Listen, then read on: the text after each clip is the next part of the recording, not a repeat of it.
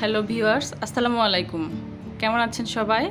আশা করছি যে যেখান থেকে আমার ভিডিওটি দেখছেন সবাই অনেক ভালো আছেন। আজকে আমি আপনাদের সাথে শেয়ার করব আলু পরোটা রেসিপি।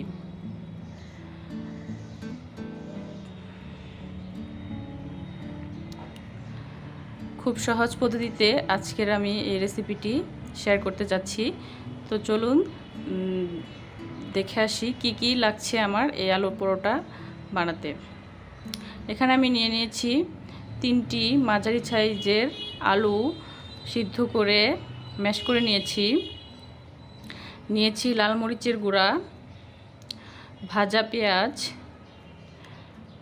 অল্প কিছু পরিমাণ বাটার, লবণ পরিমাণ মতো নিয়েছি, কিছু মরিচ কুচি, ভাজা জিরার গুঁড়ি, গরম মশলার গুঁড়ি, আর নিয়েছি কিছু ধনিয়া পাতা কুচি এবং নিয়েছি 1 কাপ আটা।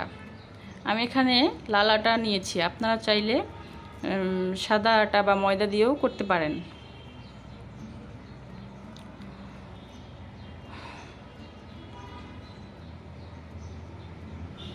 তো এখন আমি এই সব উপকরণগুলো একসাথে একে একে মিশিয়ে নিব। এখানে দিয়ে দিচ্ছি মরিচের গুঁড়া, গরম মশলার গুঁড়া, ভাজা জিরার গুঁড়া, মরিচ কুচি, লবণ, পেঁয়াজ ভাজা, বাটার ও ধনিয়া পাতা কুচি। তো এখন সব উপকরণগুলো একসাথে ভালোভাবে মিশিয়ে আমি কিছু বাটার লাগিয়ে 10 মিনিট রেস্টে রেখে দিয়েছি। ফিরে এসেছি 10 মিনিট পর।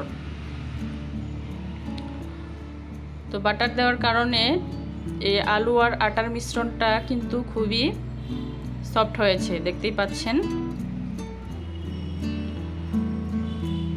তো এখন ভালোভাবে আমি একটু মধ্যে ছোট ছোট করে লেচি কেটে নেব।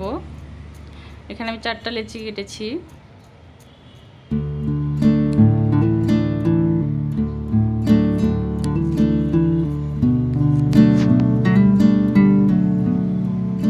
তো আমার লেচি কাটা শেষ হলে আমি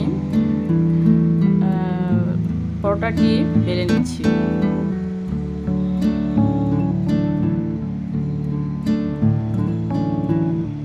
দেখতে পাচ্ছেন পরোটাটি খুব পোলাইটভাবে বেলা হয়ে যাচ্ছে।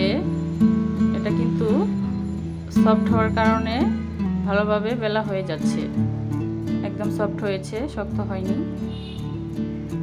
তো আমার সবগুলো বেলা শেষ হলে আমি এখন পরোটা ভেজে নিচ্ছি। এপিঠ ও পিঠ ভালোভাবে ভেজে তারপর আমি অ্যাড করে দেব বাটার। বাটার দেওয়ার কারণে কিন্তু এই পরোটাটির স্বাদ একেবারে চেঞ্জ হয়ে যায়। আপনারা চাইলে সয়াবিন তেল দিয়েও করতে পারেন।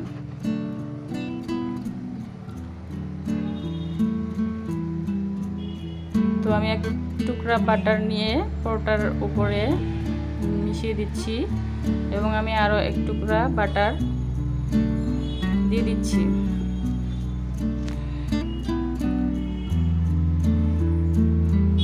তো মিশিয়ে এপিটি উল্টিয়ে ভালোভাবে ভেজে নিতে হবে। তো আমি এখানে লাল আটা নিয়েছি, তার জন্য আমার পরোটার কালারটা লাল বর্ণের হয়েছে।